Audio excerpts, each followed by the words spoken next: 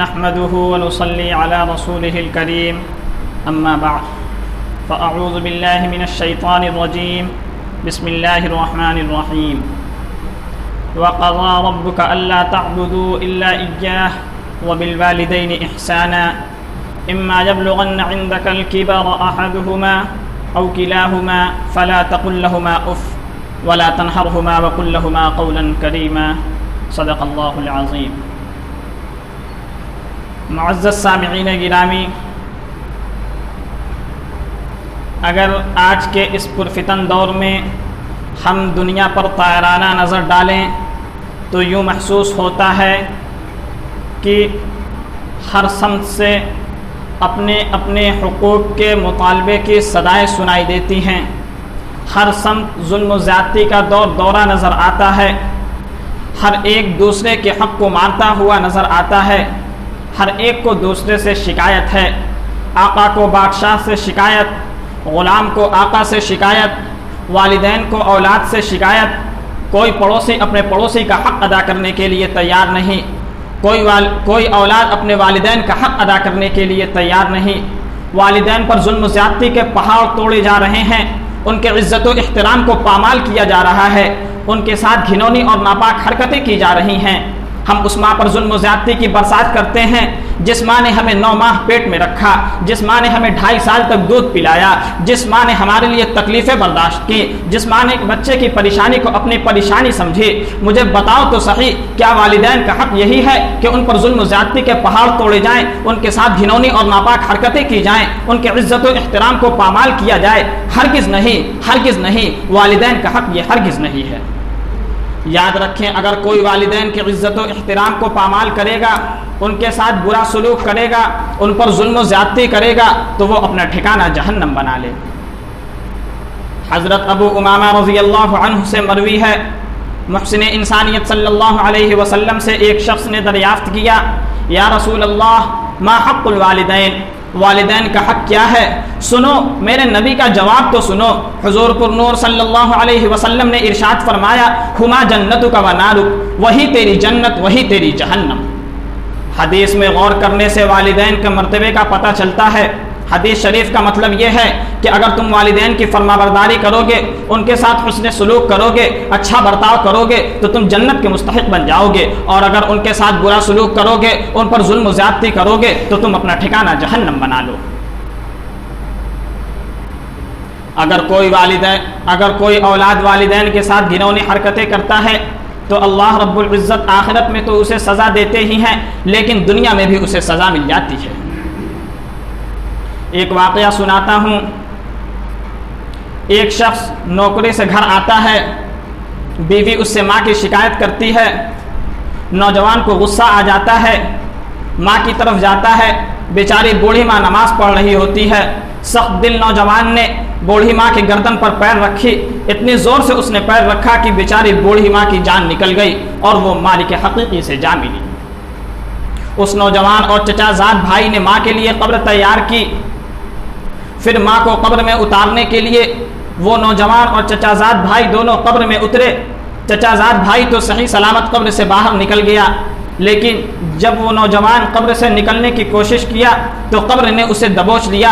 دہشت اور ڈر کی وجہ سے چلانے لگا. لوگوں نے نکالنے کی ہر ممکن کوشش کی لیکن وہ باہر نہیں نکل سکا. کچھ لوگوں نے اس کے لیے دعائیں بھی کی لیکن کسی کی دعا کارگر نہ ہوئی. آخرکار تڑپ تڑپ کر مر گیا. لوگوں نے مجبوراً اس کے اوپر مٹی ڈال دی.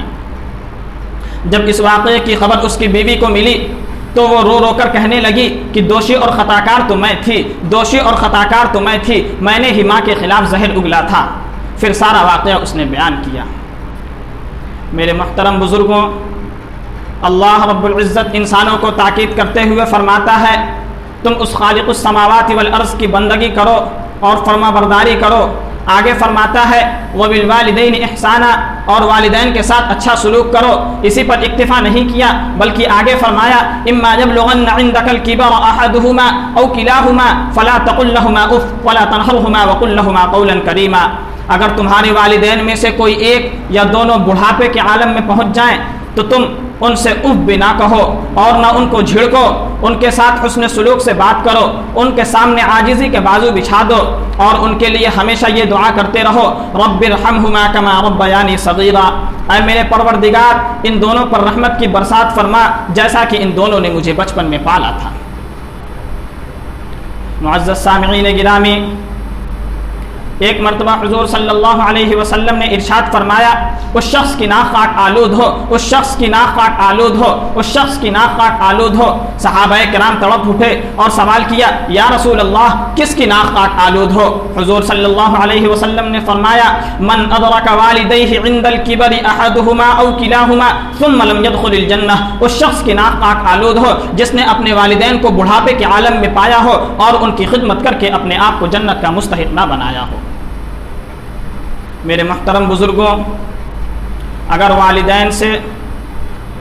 اولاد سے والدین راضی ہیں تو اللہ رب العزت بھی راضی رہتے ہیں۔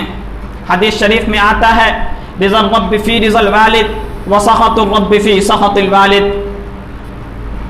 اللہ کی رضامندی والدین کی رضامندی میں ہے، اللہ کی ناراضگی والدین کی ناراضگی میں ہے۔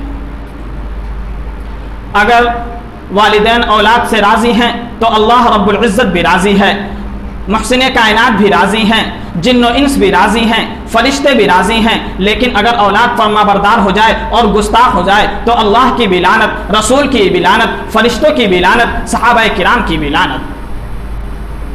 محسن انسانیت صلی اللہ علیہ وسلم نے ارشاد فرمایا اگر کوئی نیک و صالح اولاد اپنے والدین کی جانب محبت بھری نظر سے ایک مرتبہ دیکھ لے تو اللہ رب العزت اسے ایک مقبول حج کا ثواب عطا کرتے ہیں۔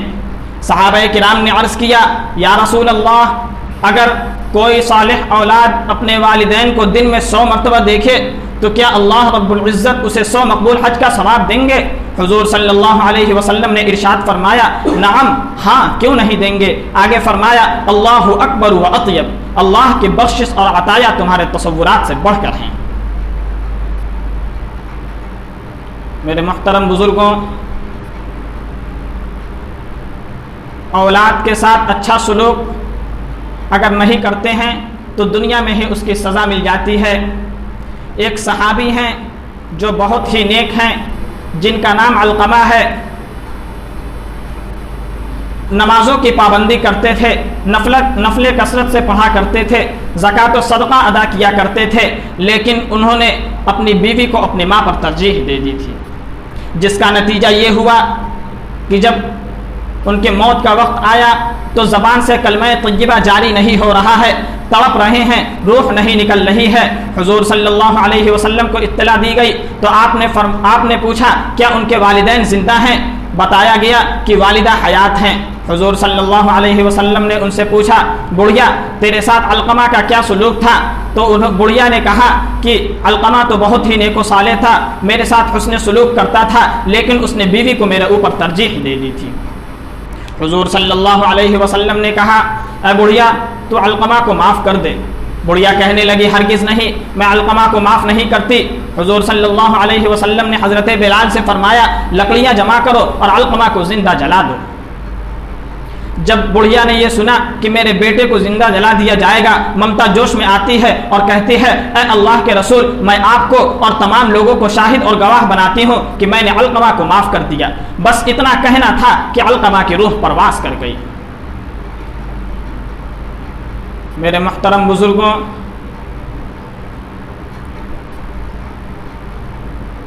ماں کا مقام باپ کے مقام سے زیادہ ہے۔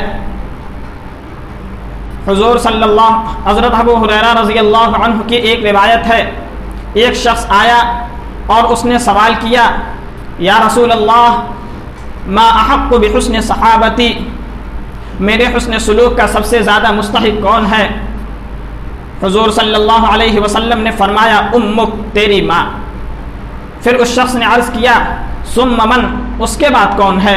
حضور صلی اللہ علیہ وسلم نے فرمایا امک، تیری ماں۔ اسی طرح اس شخص نے 3 دفعہ سوال کیا، تینوں سوال کے جواب میں حضور نے فرمایا امک، تیری ماں۔ جب چوتھی دفعہ اس نے سوال کیا ثم من، پھر کون ہے؟ تب حضور صلی اللہ علیہ وسلم نے فرمایا ثم ابوک، پھر تیرا باپ۔ اس حدیث میں بھی غور کرنے سے پتہ چلتا ہے کہ ماں کا مقام باپ کے مقام سے بڑھا ہوا ہے، لیکن میں یہ نہیں کہتا کہ باپ کا مقام نہیں ہوتا۔ باپ بھی مصائب برداشت کرتا ہے، بچوں کے لیے تکلیفیں برداشت کرتا ہے۔ باپ اپنے بچوں کی دلکش مسکراہٹ دیکھنے کے لیے پردیس چلا جاتا ہے، پیسے کما کر لاتا ہے، ان پیسوں سے بچوں کو اچھی تعلیم دیتا ہے، اچھا لباس پہناتا ہے، اچھا کھانا کھلاتا ہے، محنت مزدوری کرتا ہے اور ان روپے سے بچوں کی راحت کا انتظام کرتا ہے۔ لیکن یاد رکھیں، باپ کا وہ مقام نہیں جو ماں کا مقام ہے، اس لیے کہ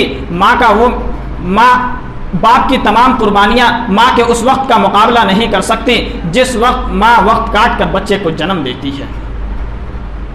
میرے محترم بزرگوں اور دوستوں، آئیے ہم سب اللہ رب العزت سے دعا کریں کہ اللہ تعالی ہم سب کو والدین کے ساتھ حسن سلوک اور اچھا برتاؤ کرنے کی توفیق عطا